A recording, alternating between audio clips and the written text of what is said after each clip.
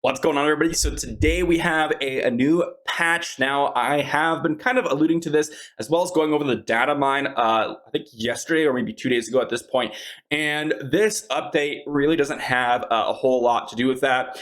It does have the server transfers and server merges, which we'll talk about, but the new classes, the new battlegrounds, it looks like that's going to come in a later update, in a major update, but I'm sure that we'll see that soon. So today we're talking about character transfers, server merges, which will come in about 2 weeks, and new legendary items. So let's jump right into it. So first thing, some servers will be merging shortly after our content update in 2 weeks. This is an important note here, because when we're talking about the server merges, well, that won't be in the game tomorrow. Okay, so you're not going to be able to play with players across these servers that are merging starting tomorrow. It's going to be in a future update. Now, the way it's going to work is it's going to be merging 4 servers in their respective regions. So South America, it's going to merge these 4 servers, these 4 servers, these 4 servers, and these 4 servers. So you're going to have 4 servers as a conglomeration of the 4 servers within those servers. So basically,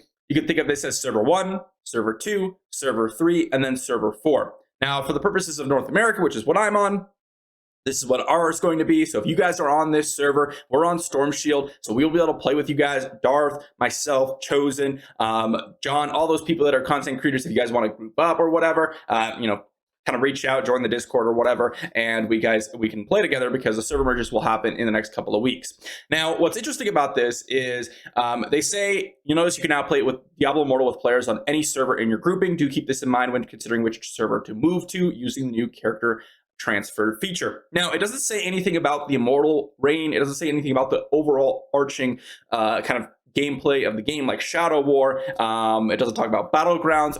Is it still just going to be kind of US West, US East? I'm not sure about all that stuff, but I have gotten a little bit more information, and my impression from this, as well as some people that I've talked to, this is going to be one big server, and you're going to have one Immortal Reign on this server, and you are basically just going to be able to participate as your own clan in these servers. And when you transfer or when they merge, it's only going to be one total cycle.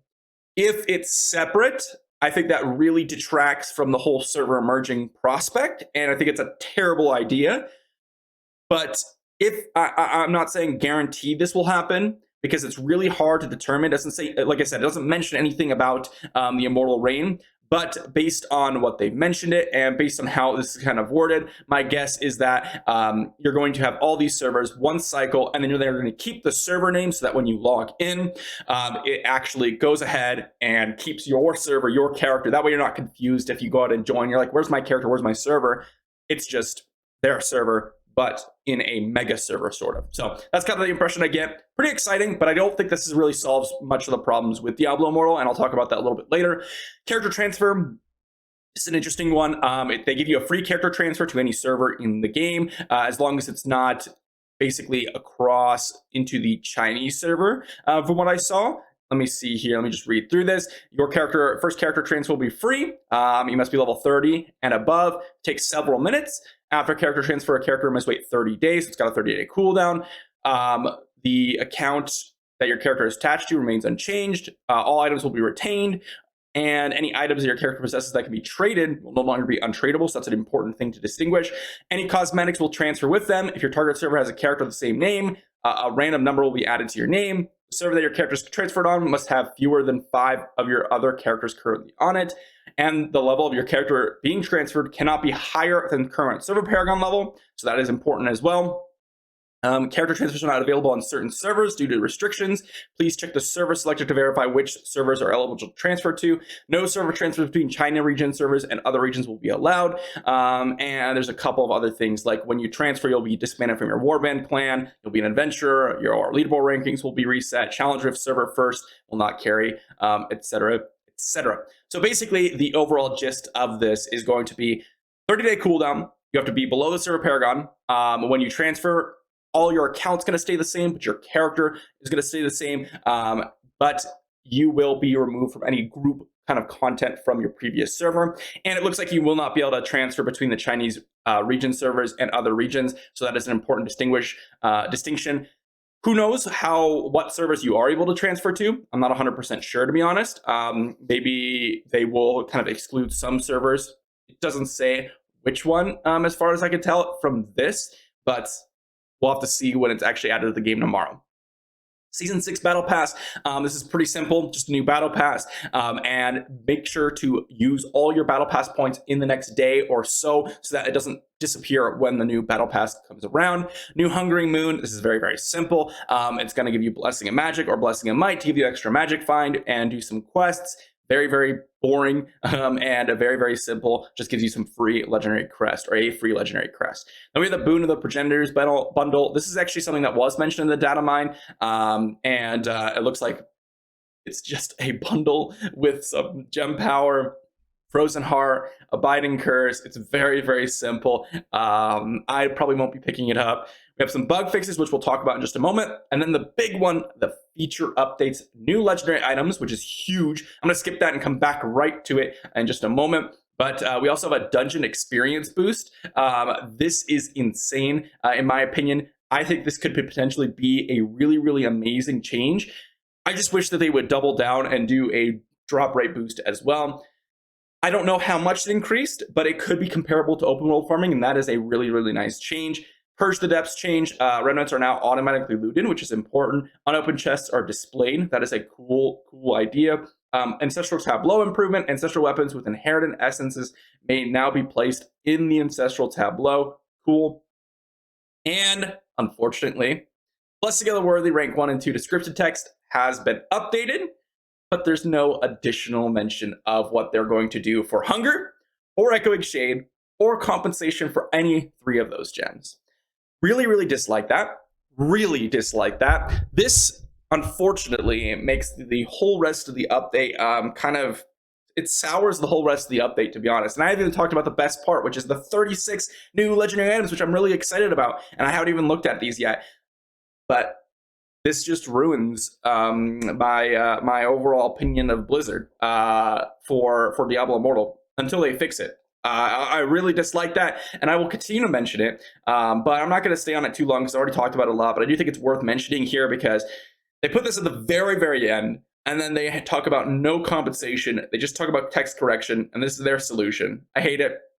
Wish it changed. But regardless, we're going to talk about legendary items now. So we have a lot here. I'm going to briefly go through all of them, and I'm just talking about my brief thoughts. I may have a whole nother video talking about all the legendary items and the implications of some of these things because this is a huge, huge update, and it looks like it's designed to complement the new set, which is dash related. So we might get a lot of dashes with classes that didn't have dashes before, which could be cool.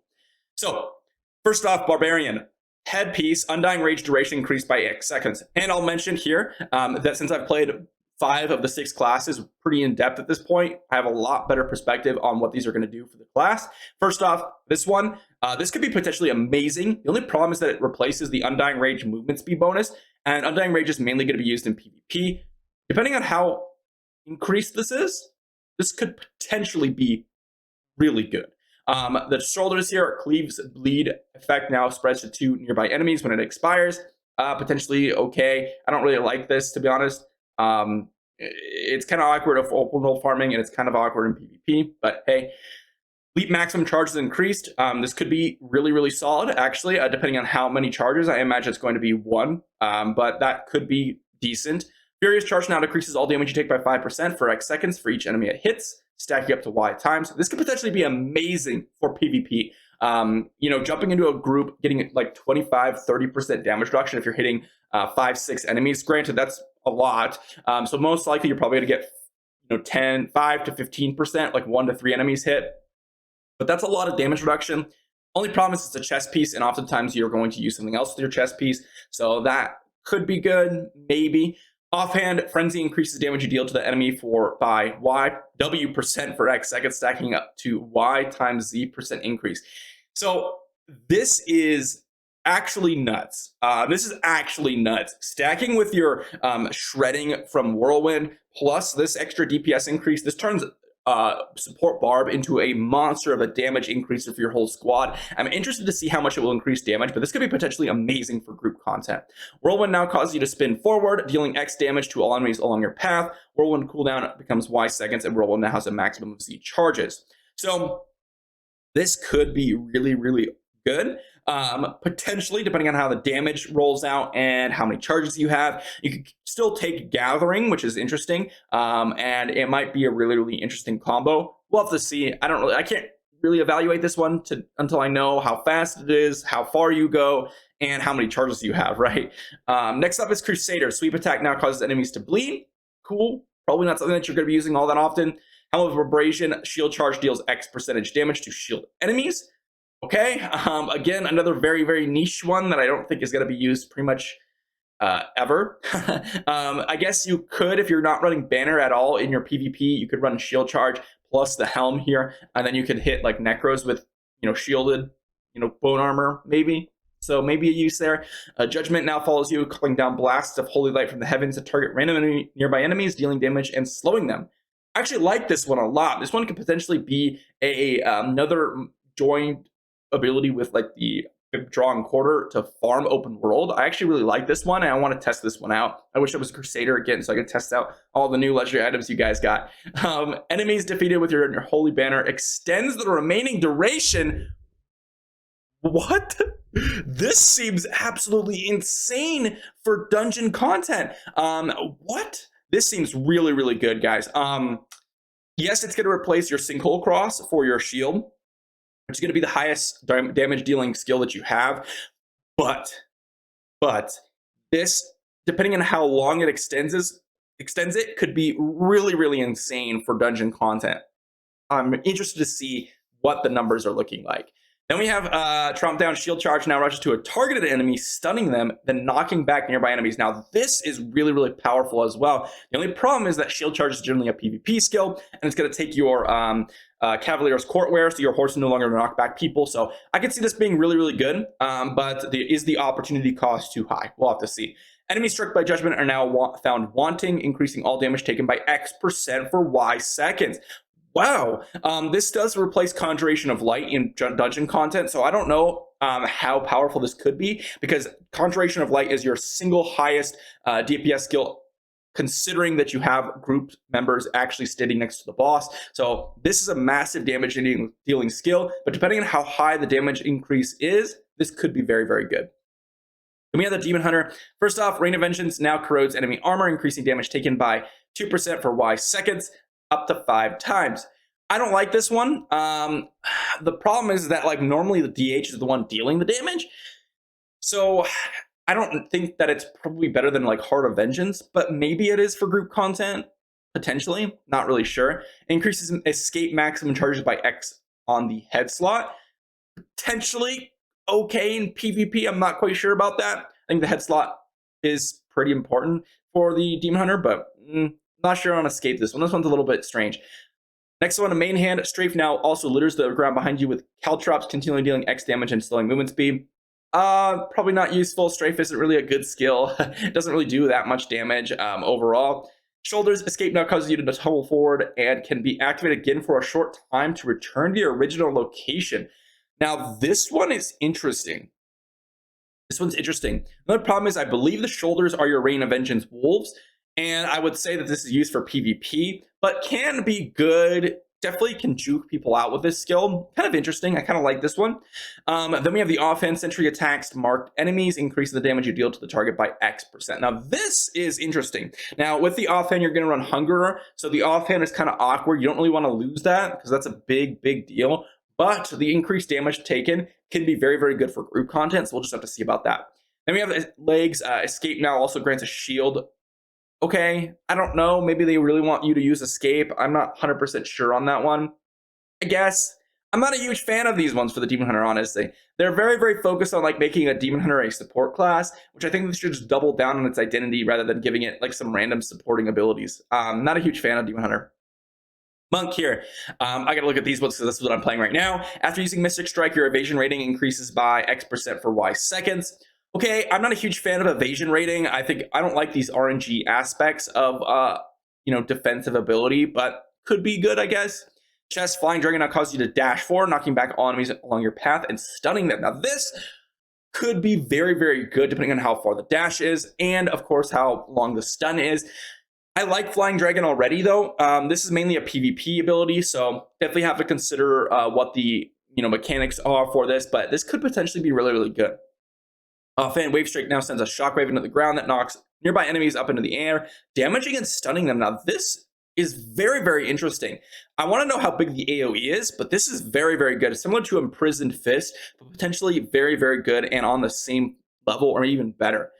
The third strike of Deadly Reach now knocks up enemies into the air. Okay, pretty solid there as well. Again, more CC for the Monk. Monk already has an insane amount of CC, so more CC options on all these different items makes it very, very powerful in PvP. Legs, Mystic Strike now causes you to charge to a targeted location, knocking up and damaging all nearby enemies. So they've given Monk a furious charge. Okay, if it still has 4 or 3 charges, this could potentially be insane for PvP. Absolutely insane. This could make Monk absolutely nuts to have so much CC in their kits. Wow. Okay. I'm not sure about this one. This one's very, very, very, very interesting to me. Head Inner Sanctuary now inflicts a stacking slow on enemies in the area until they are petrified. Okay. You could set up something where you drop Inner Sank, charge on an enemy, knock them up, they're slowing, knock them up again, slowing, petrified, and then knock them up again. This is a very, very powerful combo. Now, I'm not sure, I'm not familiar with all the placement of the legendary items yet on Monk, so I don't know if this interferes with something that I would rather do, but the one thing that I really, really am interested in it, Wave Strike and Mystic Strike, knocking up and damaging enemies is insane, I think, so definitely want to look out for those two.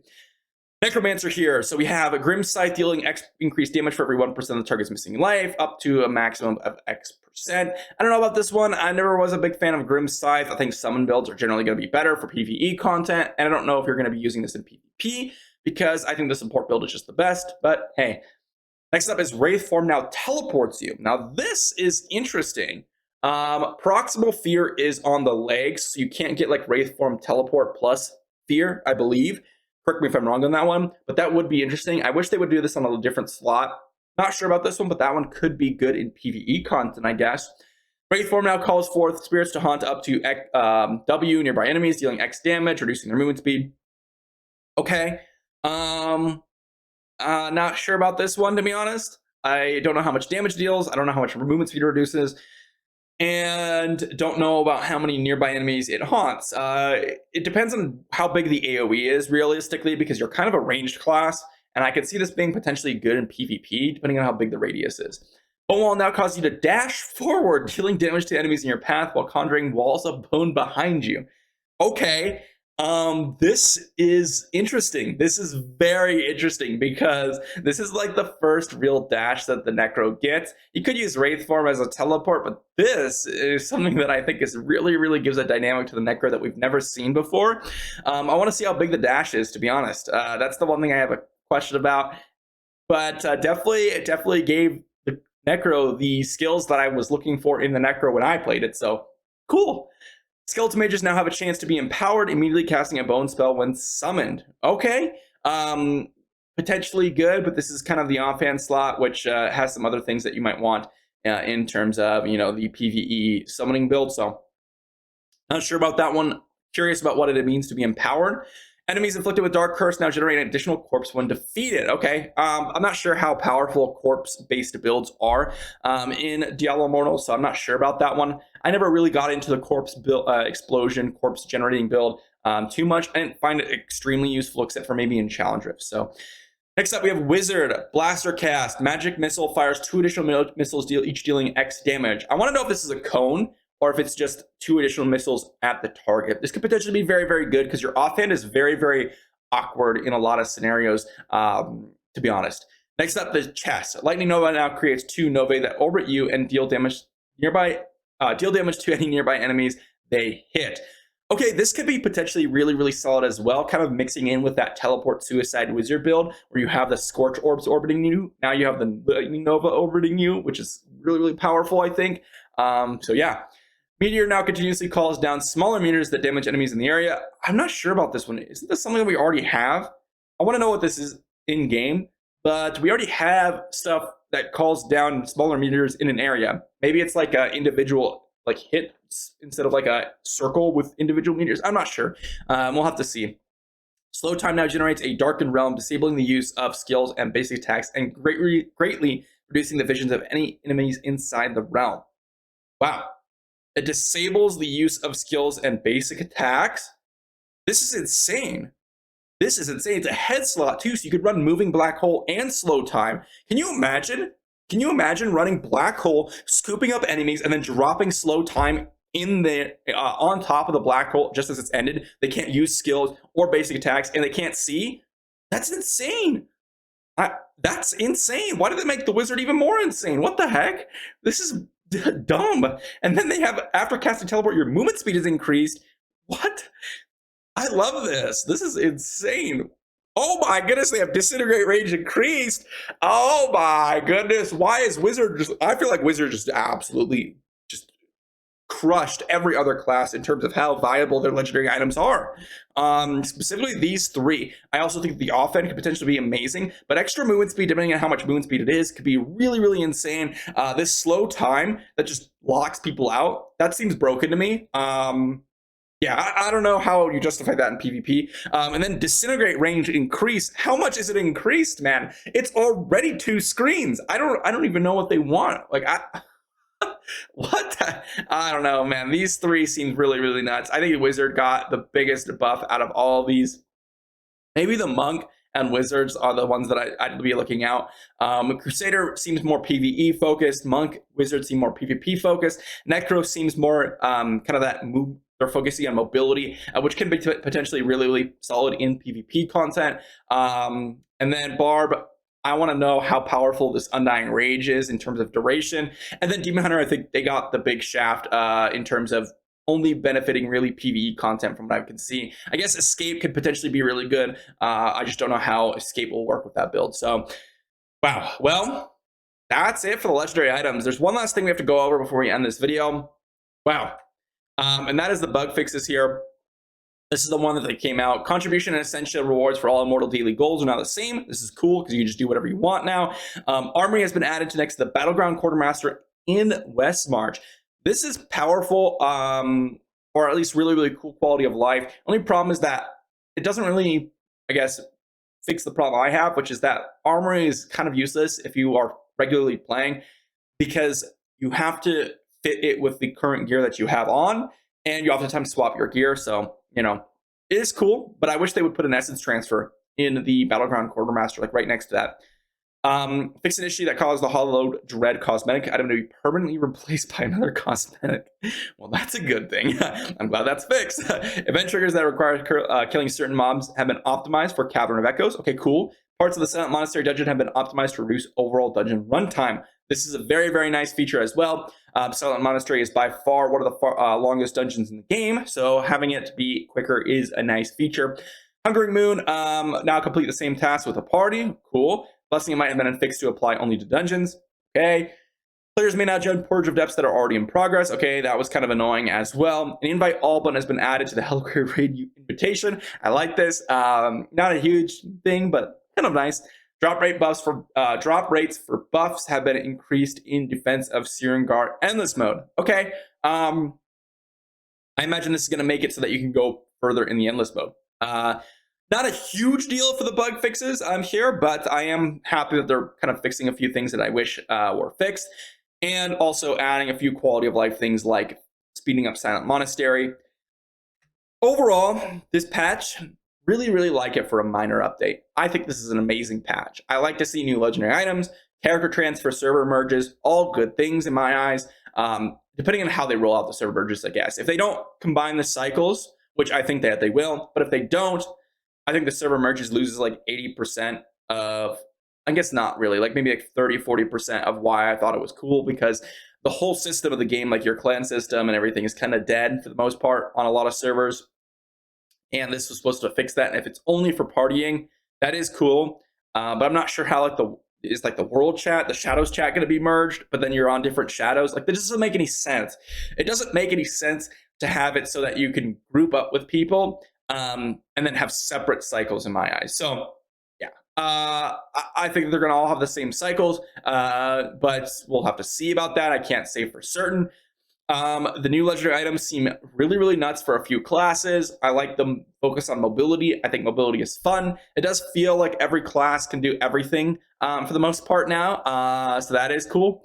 And lastly, we'll have to talk about dungeon experience boost. And the other thing, which I'm really, really sad about, dungeon experience boost, super exciting. I want to see how much increased it is, because it could be potentially the best way to get experience now. And honestly, that's kind of what most people care about anyways, just keeping it with the server Paragon level every day. And if you can farm dungeons at the same time, that is a nice feature because, well, dungeons are going to give you the set items, which most people are missing anyways. And lastly, just to recap, oh my goodness, Blessing of the Worthy, you guys are giving me a headache. Just give us compensation, please. Just please. Please, why don't you just give us compensation? I don't get it. I just want them to give us compensation or something. Please just address this was a problem. They basically said, hey guys, it was just an accident. Whoopsie. We forgot the text description. No big deal. Instead of saying, my bad guys, this is a real issue. We didn't mean to, false advertise or whatever. I don't know how you want to form that, but actually seeming like they cared at all. They're not going to, but I still wish they will. Regardless, update is overall good. A few issues with it, but we'll have to see how the rest of it rolls out, especially the server merges and server transfers. And hopefully we will see the new Battlegrounds mode and new classes coming up in the next update for a major update. Thank you for watching. If you did enjoy, be sure to like the video, sub to the channel, and I will see you guys tomorrow.